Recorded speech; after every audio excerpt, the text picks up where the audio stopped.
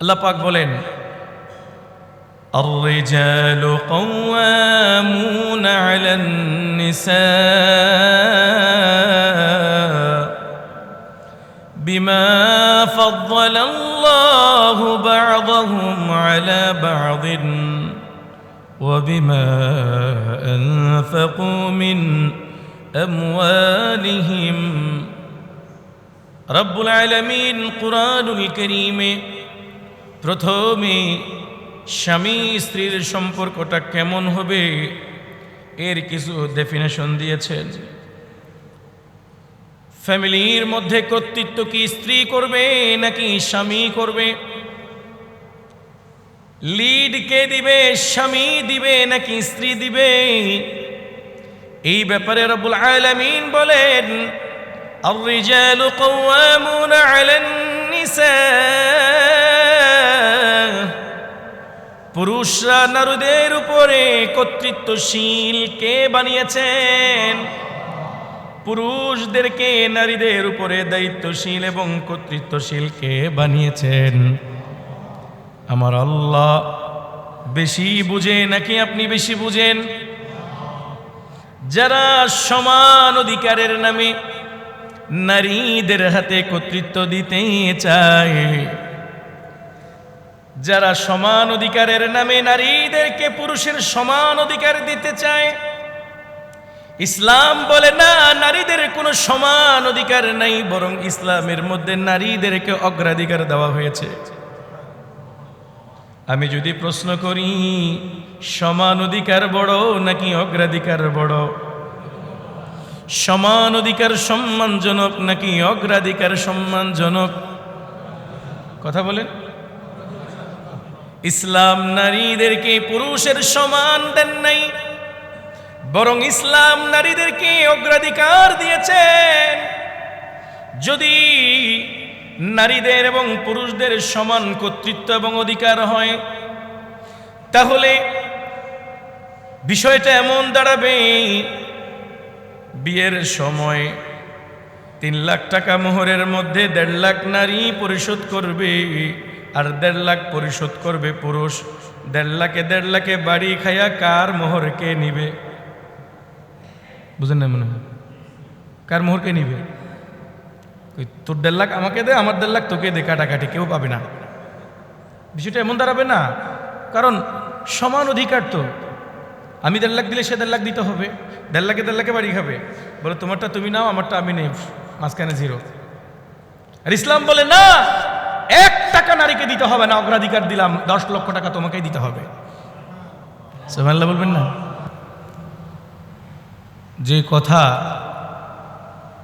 আপনি কন্ট্রোল করতে না পারলে, যেই শব্দ আপনি সংযত করতে না পারলে, অথবা প্রয়োগ করার সিস্টেম যদি আপনি না জানেন, তাইলে এমনও হয়ে যেতে পারে আপনার সংসার চিরতরে ধ্বংস হয়ে যেতে পারে। আর সেই শব্দের নাম হলো তালাক। বাংলায় বলা হয় ছেড়ে দেওয়া। আমরা অনেকেই স্ত্রীকে রাগের মাথায় তালাক শব্দটা বললে তালাক মনে করি, তবে ছেড়ে দিয়েছি বললে তালাক মনে করি না। মাথায় রাখবেন, কেউ যদি বলে আমি তোমাকে তালাক দিয়েছি, সেটা যেমন তালাক হয়, ঠিক তেমনিভাবে কেউ যদি বলে আমি তোমাকে ছেড়ে দিয়েছি, সেটাও তো কি হয়? তালাক হয়ে যায়। তালাক আরবি শব্দ, আর ছেড়ে দেওয়া তার বাংলা। এজন্য আমরা প্রত্যেকেই এই সমস্ত শব্দকে পরিহার করার চেষ্টা করি। কথায় কথায় স্ত্রীকে এই কথা না বলি যে তোমাকে ছেড়ে দিলাম। তোমাকে ছেড়ে দিলাম বললেই কিন্তু তালাক হয়ে যাবে। এজন্য যারা বিয়ে করেছেন তারাও সাবধান হয়ে যাবেন, যারা বিয়ে করেন নাই তারা সাবধানতা অবলম্বন করার চেষ্টা করেন এখন থেকেই, ভবিষ্যতে কাজে আসবে ইনশাআল্লাহ। প্রিয় উপস্থিতি, গত জুমাতে আমি আপনাদেরকে বলেছিলাম যে আমাদের দেশে অধিকাংশ, আমি যদি পার্সেন্টেজ বলতে যাই তাহলে 100-র মধ্যে 98% তালাক, 98% তালাক আমাদের দেশে হয় 3 তালাক। অথচ শরীয়ত এই 3 তালাককে হারাম করেছেন। যদিও বা 3 তালাক দিলে তালাক পড়ে যায়, সম্পূর্ণ সম্পর্ক ছিন্ন হয়ে যায় স্বামী স্ত্রীর, তারপরেও শরীয়ত এটাকে তালাকে মুগাল্লাজাহ বলেছেন। এটাকে সবচেয়ে জঘন্যতম তালাক, যে তালাকটা দেওয়াটা গুনাহে কবিরা, কবিরা গুনাহ, এটা দেওয়া জায়েজ নেই। দিলে পতিত হয়ে যাবে, বাস্তবায়ন হয়ে যাবে, তবে এটা দেওয়া জায়েজ নেই। এটা শরীয়তের নিয়ম নয়।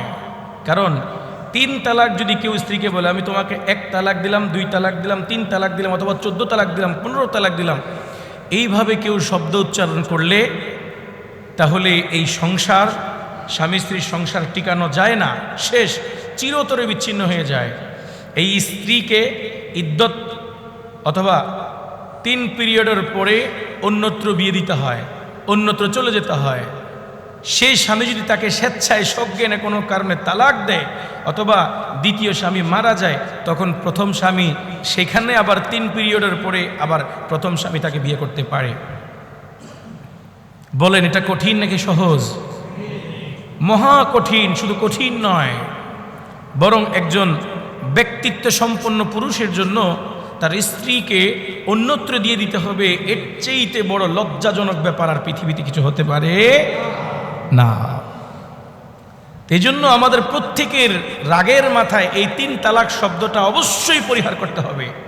কেউ উচ্চারণ করবেন না রাগের মাথায়। আউয়ালহু গ্রাজুয়ালি আপনাকে অবলম্বন করতে বলেছে। স্টেপ বাই স্টেপ কিছু পদ্ধতি আপনি অবলম্বন করতে পারেন। এই পদ্ধতিগুলা অবলম্বন করার পরে না হলে দেন আপনি আপনার স্ত্রীকে 1 তালাক দিয়েছি অথবা আমি তোমাকে তালাক দিয়েছি এই শব্দটা বলা যেতে পারে। সেটা হচ্ছে আল্লাহ রাব্বুল আলামিন কোরআনে হাকিমে সূরা নিসা 34 থেকে 35 নম্বর আয়াত আল্লাহ পাক বলেছেন। আল্লাহ পাক বলেন, الرجال قوامون على النساء بما فضل الله بعضهم على بعض وبما أنفقوا من أموالهم। رب العالمين قرآن الكريم প্রথমে স্বামী স্ত্রীর সম্পর্কটা কেমন হবে এর কিছু ডেফিনেশন দিয়েছেন। ফ্যামিলির মধ্যে কর্তৃত্ব কি স্ত্রী করবে নাকি স্বামী করবে? লিড কে দিবে, স্বামী দিবে নাকি স্ত্রী দিবে? এই ব্যাপারে রব্বুল আলামিন বলেন, আর-রিজালু কাওয়ামুনা আলান নিসা, পুরুষরা নারীদের উপরে কর্তৃত্বশীল কে বানিয়েছেন? পুরুষদেরকে নারীদের উপরে দায়িত্বশীল এবং কর্তৃত্বশীল কে বানিয়েছেন? আমার আল্লাহ বেশি বুঝে নাকি আপনি বেশি বুঝেন? যারা সমান অধিকারের নামে নারীদের হাতে কর্তৃত্ব দিতে চায়, যারা সমান অধিকারের নামে নারীদেরকে পুরুষের সমান অধিকার দিতে চায়, ইসলাম বলে না নারীদের কোনো সমান অধিকার নাই, বরং ইসলামের মধ্যে নারীদেরকে অগ্রাধিকার দেওয়া হয়েছে। আমি যদি প্রশ্ন করি সমান অধিকার বড় নাকি অগ্রাধিকার বড়? সমান অধিকার সম্মানজনক নাকি অগ্রাধিকার সম্মানজনক? কথা বলেন। ইসলাম নারীদেরকে পুরুষের সমান দেন নাই, বরং ইসলাম নারীদেরকে অগ্রাধিকার দিয়েছেন। যদি নারীদের এবং পুরুষদের সমান কর্তৃত্ব এবং অধিকার হয়, তাহলে বিষয়টা এমন দাঁড়াবে, বিয়ের সময় 3 লাখ টাকা মোহরের মধ্যে 1.5 লাখ নারী পরিশোধ করবে, আর 1.5 লাখ পরিশোধ করবে পুরুষ। 1.5 লাখে বাড়ি খায়া কার মোহর কে নিবে? বুঝেন না মনে হয়? কার মোহর কে নিবে? তোর 1.5 লাখ আমাকে দে, আমার 1.5 লাখ তোকে দে, কাটাকাটি, কেউ পাবে না। বিষয়টা এমন দাঁড়াবে না, কারণ সমান অধিকার তো। আমি 1.5 লাখ দিলে সে 1.5 লাখ দিতে হবে, দেড় লাখে বাড়ি খাবে, বলে তোমারটা তুমি নাও, আমারটা আমি নেই, মাঝখানে জিরো। আর ইসলাম বলে না, 1 টাকা নারীকে দিতে হবে না, অগ্রাধিকার দিলাম, 10 লক্ষ টাকা তোমাকেই দিতে হবে। সুবহানাল্লাহ বলবেন না? সুবহানাল্লাহ বলবেন না? ইসলাম যে কত মহান, আল্লাহ বুঝে শুনে করেছেন। এই জন্য কোরআন বলছে আর-রিজালু কাওয়ামুনা আলান নিসা, পুরুষরা হলো নারীদের উপরে কর্তৃত্বশীল। বিমা আনফাকু মিন আমওয়ালিহিম, যেহেতু তারা খরচ করে কাদের উপরে? তাদের স্ত্রীদের উপরে। প্রিয় ভাইরা আমার, কোরআন বলছে স্ত্রী যখন তার সংসারে কোনো সমস্যা বাঁধাবে অথবা সংসার করার অনুপযোগী হয়ে যাবে, তখন কোরআন বলছে ওয়াল্লাতী তাখাফুনা নুশুযাহুন্না ফাইযুহুন্না, যদি স্ত্রী যদি অবাধ্যতার আশঙ্কা আপনারা করেন অথবা স্বামীরা করে, তখন কোরআন 1 নাম্বার বলছে ফাইযুহুন্না, স্ত্রীকে বোঝাও, স্ত্রীকে নসিহত করো, স্ত্রীকে ওয়াজ করো, কোথাও বেড়াতে নিয়ে যাও, ঘুরতে নিয়ে যাও, প্রেমময় আলাপ আলোচনা করো, তো আশা করি ইনশাআল্লাহ ঠিক হয়ে যাবে। নাকি প্রথমবারই 3 তালাক দিয়ে কাট করতে বলেছে? ওয়েট করো, অপেক্ষা করো, নসিহত করার জন্য সময় নাও।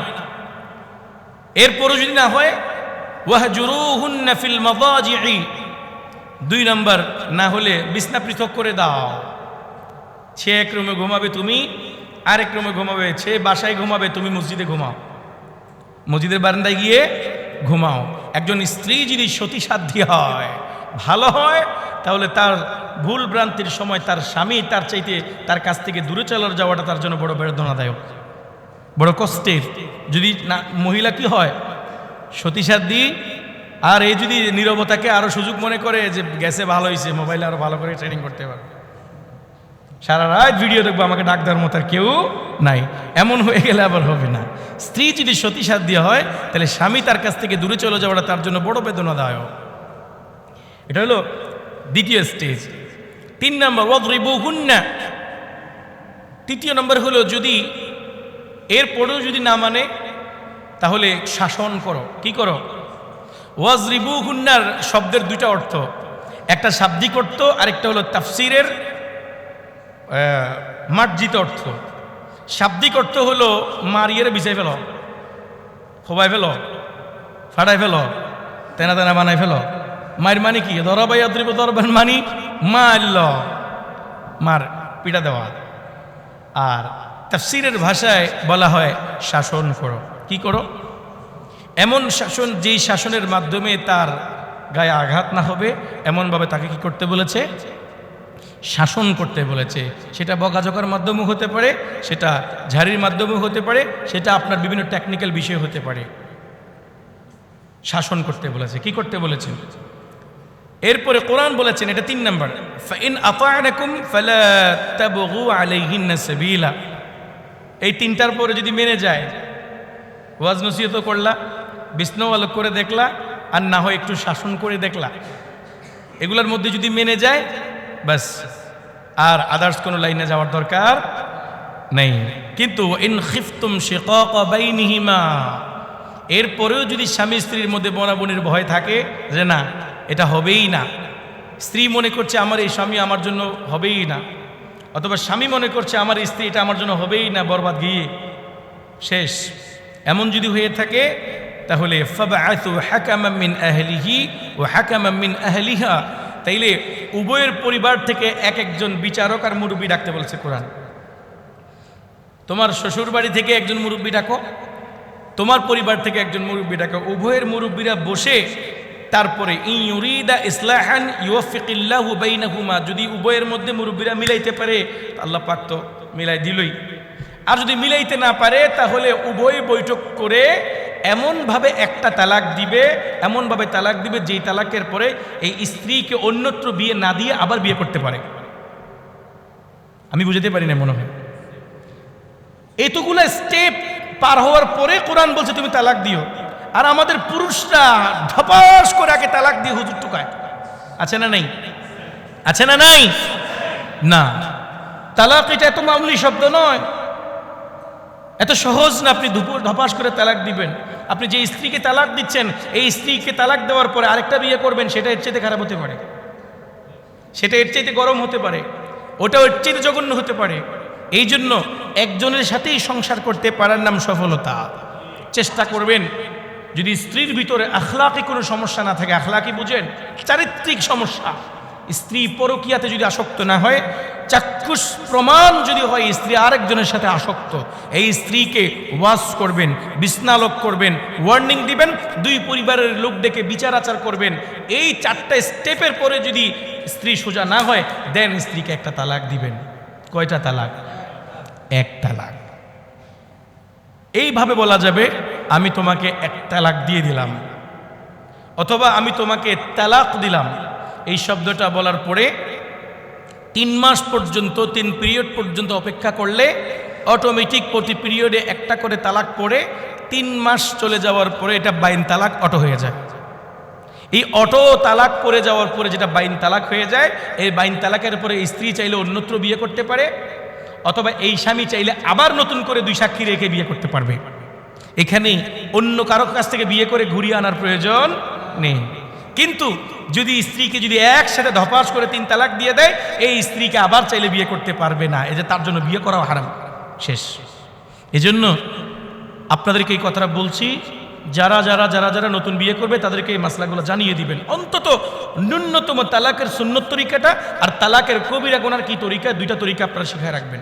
বলেন, আপনারা আমার এই আলোচনা করার শুনে থাকলে, তালাকের যে 2টা তরিকা, একটা হলো সুন্নত পদ্ধতি, আরেকটা হইল হারাম পদ্ধতি।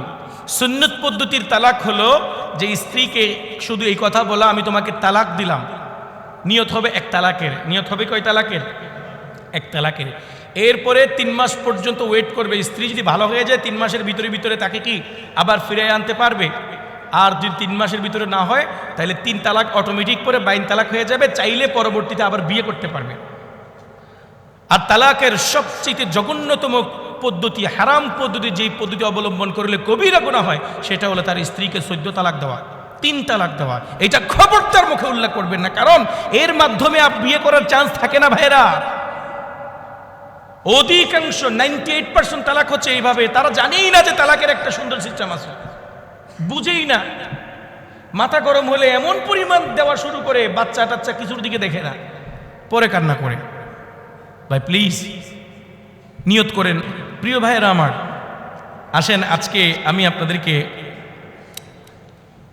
এই যে 3 তালাক আমাদের দেশে হয়ে গেছে, 98% 3 তালাকই হচ্ছে, সিংহভাগ মানুষ 3 তালাক দিচ্ছে।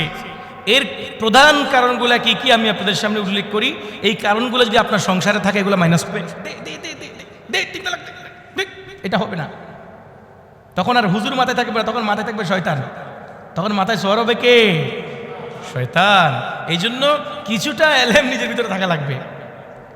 প্রিয় ভাইরা আমার, ভালো করে বুঝেন, যেই যেই কারণে আমাদের দেশে 3 তালাক দেয় মানুষ, সিংহভাগ মানুষ যে কারণে 3 তালাক দেয়, তার মধ্যে 1 নম্বর কারণ হলো বাপ দাদার রেওয়াজ অনুসরণ করা। কিসের রেওয়াজ? 2 নম্বর অজ্ঞতার মূর্খতা, 3 নম্বর অতিরিক্ত রাগ, 4 নম্বর অভিভাবকদের চাপ, 5 নম্বর হলো যৌতুক। 5 নম্বর কি? এই সমস্যাগুলোর কারণে, এই 5টা সমস্যার কারণে আমাদের সমাজে 3 তালাকের প্রবণতাটা বেশি।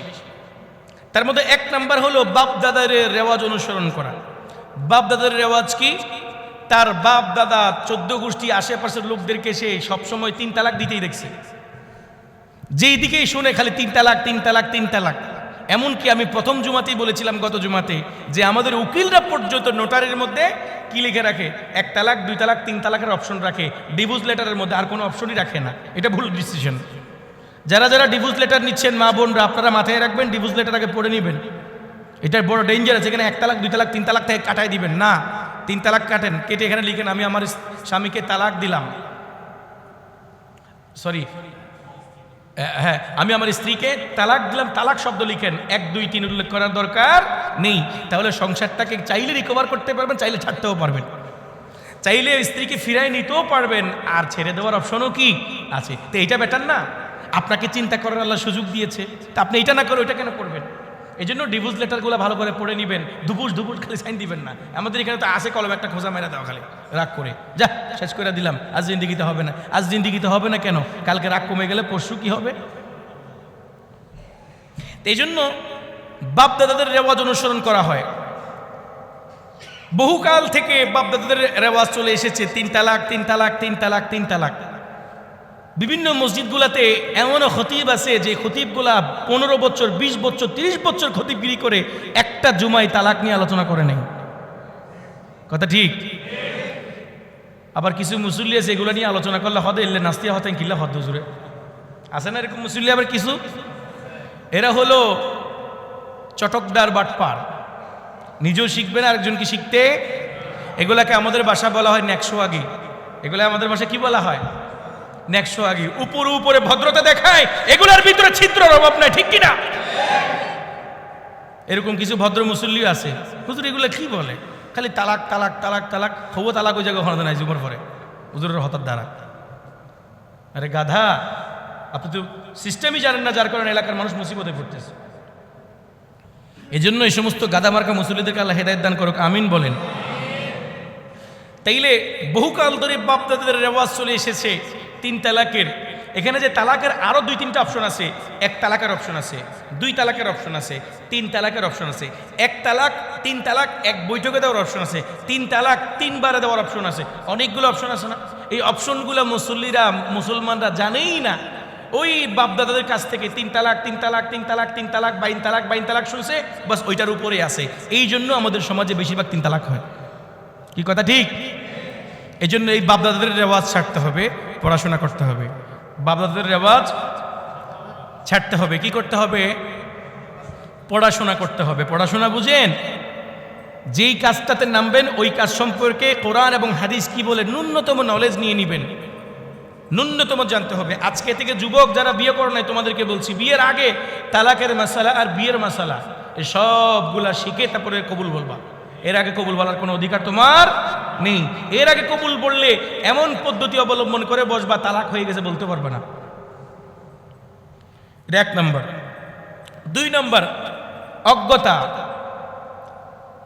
শরীয়তের যে সুন্নতি পদ্ধতি আছে তালাক দেওয়ার, এই পদ্ধতি সম্পর্কে আমরা স্ত্রীকে চালাইতেও জানি না, রাখতেও জানি না, ছাড়তেও জানি না। যার কারণে সুন্নত পদ্ধতি জানা না থাকার কারণে আমাদের সমাজে অজ্ঞতার মূর্খতার কারণে 3 তালাক হচ্ছে।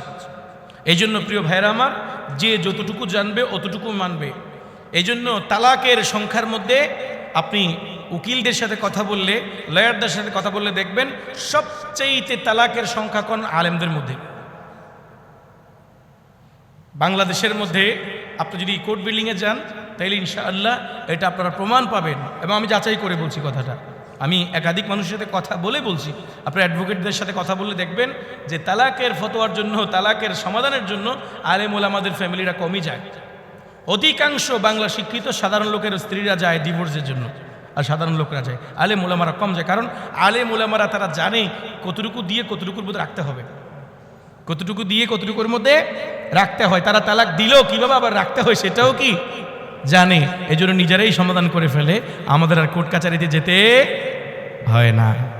আপনাদেরও যেতে হবে না, কোর্ট কাছারিতে যেতে হবে না। নিজেরা সমাধান করার মতো ন্যূনতম জ্ঞান বুদ্ধি রাখতে হবে। 3 নম্বর, যেই সমস্যাটার কারণে তালাকের প্রবণতা বেড়ে যায় সেটা হচ্ছে রাগ, গুসা। মনে রাখবেন, শয়তান 2টা সিদ্ধান্ত মানুষকে উপনীত করতে পারলে সবচেয়ে বেশি খুশি হয়। কয়টা? আবার বলেন কয়টা? এই মুখস্থ করেন। এই পৃথিবীতে যত অপকর্ম আছে সমস্ত অপকর্মের মধ্যে 2 অপকর্মে শয়তান বেশি খুশি হয়। আর শয়তান ইয়াবআসু জুনুদাহু, শয়তান সমুদ্রের মাঝখানে তার সিংহাসন থাকে। এই খেয়াল করেন, এই সমুদ্রের মাঝখান থেকে প্রতিদিন তার যে বাহিনী পাঠায়, এই বাহিনীগুলো পাঠায়া সন্ধ্যাবেলায় আবার এগুলা থেকে কি নেয়? হাজিরা নেই। এই তুই কি করছস, তুই কি করছস, তুই কি অপকর্ম করছস। এক একজন এক এক শয়তান এক এক রকমের অপকর্মের হিসাব কিতাব তাদের বসের কাছে সন্ধ্যাবেলা গিয়ে দেয়। তার মধ্যে দুই অপকর্মে শয়তান বেশি খুশি হয়। এক অপকর্মের নাম হলো স্বামী স্ত্রীকে ঝগড়া বাজায় তালাক দেওয়া, আরেকটা অপকর্মের নাম হলো একজন মানুষ আল্লাহর পথে চলে যাওয়ার সময় তাকে আল্লাহর পথ থেকে ফিরাইয়া দেওয়া। বুঝেন নাই মনে হয়? একজন মানুষ তার সারা জীবনের সব কিছু ত্যাগ করে তওবা করে সে যখন আল্লাহর পথে চলতে চায়, সেখান থেকে তাকে ফিরিয়ে আবার কুফুরের দিকে নিয়ে যেতে পারলে শয়তান বেশি খুশি হয়, আবার শিরিক বিদআতের দিকে নিতে পারলে শয়তান বেশি খুশি হয়। আর আরেকটা হলো কি বলেছিলাম, স্বামী স্ত্রীর মধ্যে।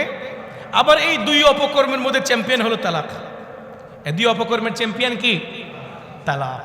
তাইলে তালাক হলো অনেক বড় একটা অপরাধ, যে অপরাধটা, যে অপকর্মটা করাতে পারলে শয়তান বেশি কি হয়? শয়তান যদি বেশি খুশি হয়ে যায়, আল্লাহ বোধে বেশি খুশি হবে? আল্লাহ বেশি, শয়তান যেই পরিমাণ খুশি আল্লাহ সেই পরিমাণ নারাজ। এই জন্য এগুলা করা যাবে। প্রিয় ভাইয়ের আমার, আমি আপনাদেরকে বলি, জিন্দিগিতে কোনোদিন রাগে কোনো ডিসিশনই নেবেন না। শুধু তালাক নয়, সবসময় একজন মনীষীর কথাটা মনে রাখবেন, আউয়ালুহু গাদাবুন ওয়া আখিরুহু নাদামুন। রাগ, যে রাগান্বিত হয়েছে সে লজ্জিত হবেই। যার রাগ সে লজ্জিত একদিন না একদিন হবেই। রাগ করবেন না, রাগ করা ভালো নয়। রাগ, অভিমান, গুসা, গুস্ত মাংস যারা আছে তার রাগ অভিমান থাকবে, তবে এটা প্রয়োগ করার জায়গা ক্ষেত্র থাকতে হবে। যেখানে সেখানে এটা প্রয়োগ করা যাবে না।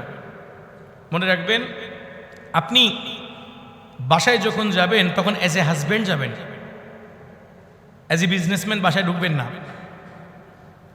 আপনি অফিসের বড় ম্যানেজার হিসেবে বাসায় ঢুকেন না। অফিসটাকে একটু অফিসে রেখে আসেন, দোকানটাকে দোকানে রেখে আসেন, ব্যবসাটাকে ব্যবসার জায়গায় রেখে আসেন, বন্ধুর সাথে ঝগড়া হয়েছে এটাকে রাস্তাতেই রেখে আসেন। সব কিছু বাইরে করে আর এগুলার সবগুলা অ্যাপ্লাই করে বউর উপরে, স্ত্রীর উপরে। কথা ঠিক কি না? স্ত্রী ভাত খাইতে বলছে, তুমি খাও, খাবো না, আমার টেনশন লাগতেছে। ও কি অপরাধ করেছে? আগে থেকেই একটা কথা সেট ছিল যে আপনি আসলে আমরা এই কাজটা করব। এখন স্ত্রী যখন একবার থেকে তিনবার বলছে এটা করবেন না, দেখতেছো না তুমি আমার চেহারা, তালে বাসো না তুমি, নাটক করো বসে বসে এখানে, আজাইরা খাও তো, টেনশন বুঝো আমাদের, এই শুরু আর কি। আচ্ছা, ওর কি অপরাধ ছিল? এই আপনার এই টেনশনের দায়িত্ব তো ওর ছিল না। ও তো আপনার দুঃখ বুঝবে না, কারণ ও ঘরের মানুষ, ও বাইরের মানুষ না তো। জাত ভিন্ন, নারীর জাত পুরুষের জাত, টেনশনের সিস্টেম ভিন্ন। সে টেনশন বুঝবে আপনার বাচ্চার জ্বর হয়েছে এটার, সে বুঝবে আপনার তরকারিতে লবণের টেনশন, সে বুঝবে ভাত পোড়ার টেনশন, সে কি বুঝবে আপনার ব্যবসার টেনশন। তা আপনি কেন অ্যাজ এ বিজনেসম্যান বাসায় ঢুকলেন? আপনি কেন একজন বড় চাকরিজীবী হিসেবে, বড় অফিসার হিসেবে বাসায় ঢুকলেন? কেন অ্যাজ এ পুলিশ আপনি বাসায় ঢুকলেন? আপনি কেন অ্যাজ এ হাজব্যান্ড ঢুকলেন না? এই জন্য জায়গার টেনশন জায়গায় রেখে বাসায় ঢুকবেন, দেখবেন বাচ্চাগুলোও ভালো থাকবে, স্ত্রীও ভালো থাকবে, সম্পর্ক ভালো থাকবে। এটা মাথায় রাখেন আগে। তাইলে সমস্ত রাগ বাইরে রেখে বাসায় ঢুকতে হবে। বাসায় এটা অ্যাপ্লাই করার কি করবেন না চেষ্টা। স্ত্রীদেরও এই জিনিসগুলো বোঝা চাই।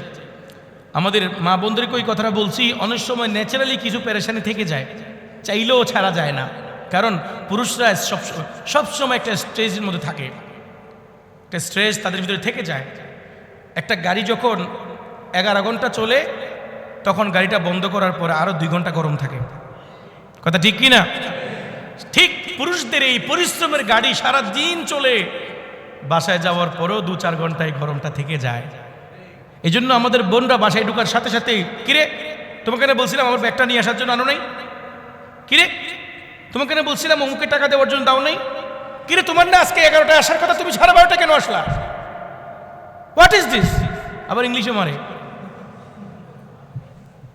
এই যে দিলেন তো গরম কইরা, মানি গরম তেলের মধ্যে ডাইরেক্ট বেগুন ঢেলে দিচ্ছেন। বোনরা এই কাজগুলো করবেন না। কারণ যদিও বা আমি আপনাদের হাজব্যান্ডদেরকে নসিহত করছি, তার মানে এই নয় যে তারা সোজা হয়ে যাবে, আপনারা সোজা হবেন না। এই জন্য সারাদিন এই আপনার স্বামী নামক গাড়িটা চলেছে, কখনো অফিসে, কখনো রাস্তায়, কখনো বাড়াবাড়ি, কখনো ছাড়াছাড়ি, এইভাবে সারাদিন চলেছে। ঘরে যাওয়ার পরে একটু আধটু গরম তো থাকবে। এজন্য ওনাকে প্রথমে ঢোকায়া জুতাগুলো একদিকে রেখে এক গ্লাস পানি দেন, একটু সেবা যত্ন করেন, মাথাটা একটু টিপে দেন, একটু সুন্দর খোশ গল্প করেন। যদি দেখেন যে মাথা টিপার পরও দেখতেছেন ওনার চোখ গোড়ানি থামে না, দূরে চলে যান, গিয়ে পাগড়িকে রান্নাবাড়া করেন, ওনার মাথা ঠান্ডা হোক। গুতাগুতির দরকার নেই। আপনি খালি ওনার গুতাবেন, ওনার গিয়ার বাড়বে, 1 গিয়ার থেকে 5 গিয়ারে চলে যাবে। এই জন্য 5 গিয়ারে নেওয়ার কি নাই, দরকার নেই। এই জন্য মনে রাখবেন, স্বামী স্ত্রীর সম্পর্কটা এত মধুর, উভয়ের মিউচুয়াল আন্ডারস্ট্যান্ডিং যদি না থাকে, উভয়ের ভিতরে যদি বোঝাপড়া না থাকে, একজন আরেকজনকে না বুঝলে এটা বড় সমস্যা। স্বামী তার সব কিছু বাইরে রেখে যাওয়ার অর্থ এই না যে তার ভিতরে কিছুই থাকবে না, কিছু তো থাকবে, মানুষ না। এই জন্য মা বোনদেরকেও বলবো, স্ত্রীদেরকে বলবো, স্বামীদেরকে ওভার প্রেশার দিবেন না।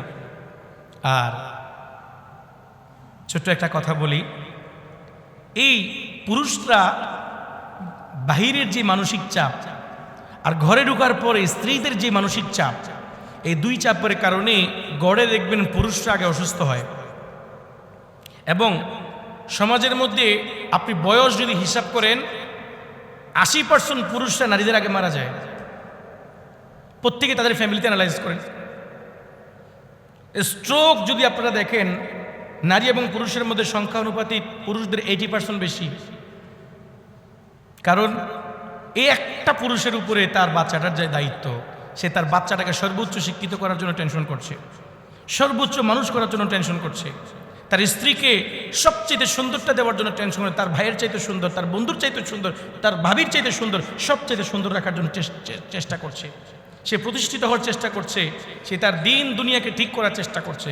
তো একজন পুরুষ ঘরে বাইরে এই প্রেশারগুলো নিতে নিতে নিতে নিতে লোড নিতে পারে না। কখনো ক্যান্সার, কখনো আলসার, কখনো স্ট্রিক, কখনো ডায়াবেটিস, এইভাবে বিভিন্ন রোগে আক্রান্ত হয়ে নারীদের অন্তত 15-20 বছর আগে পুরুষরা চলে যায়। কথা ঠিক? এই জন্য মা বোনদেরকে বলবো, পুরুষদেরকে একটু মূল্যায়ন করবেন, তাদের মানসিক ভারসাম্যগুলো খেয়াল করার চেষ্টা করবেন। মানসিক ভারসাম্য যেন ঠিক থাকে, এই জন্য বাসায় ঢোকার পরে চাপ দিবেন না। 10 কেজি বাজার নিয়ে বাসায় উঠছে, 2 হাতে, এই হাতে 5, এই হাতে 5, ওঠার পরেই এই পচা মাছগুলো কেন আনছো, আমি এখন করতে পারবো না, গুড়া মাছ, না না না না না না, এটা তো ঠিক হয় নাই, এটা কেন করলা তুমি, গুড়া মাছ কেন আনছো? তোমার ভিতরে মানবতা আছে। এখন উনি নিঃশ্বাসই ফেলতে পারলো না, উঠছে 5 তলায়, উঠছে কয় তলায়, উঠছে 6 তলায়। এখন উনি নিঃশ্বাসই ফেলতে পারে নাই। কিরে, তোমাকে না বললাম বাংলা কদুরে আনতে ভুলে গেছো, যাও আমি ভাত খাবো না, আমি ভাতই খাবো না, রান্না করবো, ভাত খাবো না। কি খাবো না? ভাত খাবো না। কেন খাবে না? কারণ উনি আজকে কদু দিয়ে হাড্ডি দিয়ে খাবে, গরুর হাড্ডি দিয়ে খাবে। বাংলা কদু কেন নেই, উনি আর ভাত খাবে না। তুমি তোমার খাবার আনছো, তুমি খাও। এই যে 5 তলায়, 6 তলায়, 7 তলায়, 3 তলায় ওঠার পরে আপনার হাজব্যান্ডের হাত থেকে বাজারটা নেওয়ার আগেই যে আপনি গুতাটা মারলেন, এখান থেকেই তালাক সৃষ্টি হয়। এখান থেকেই স্বামীরা তার স্ত্রীর উপর থেকে আস্থা হারায়। আহারে, কার জন্য কষ্ট করি, যার জন্য চুরি করি সে তো আমার সুর ডাকে। এত কষ্ট করে আসলাম, কই আমার ঘামটা একটু মুছে দিবে তাই না, কই আমার ব্যাগটা একটু হাতে দিবে তাই না, আগে আমার ধমক দেয়। এখান থেকে কিন্তু অনাস্থার সৃষ্টি হয়। যাই হোক, অনেক কথা বলে ফেললাম। এই জন্য রাগ এখান থেকে সৃষ্টি হয়। এই জন্য রাগ করে স্ত্রীকে তালাক দেওয়া যাবে না।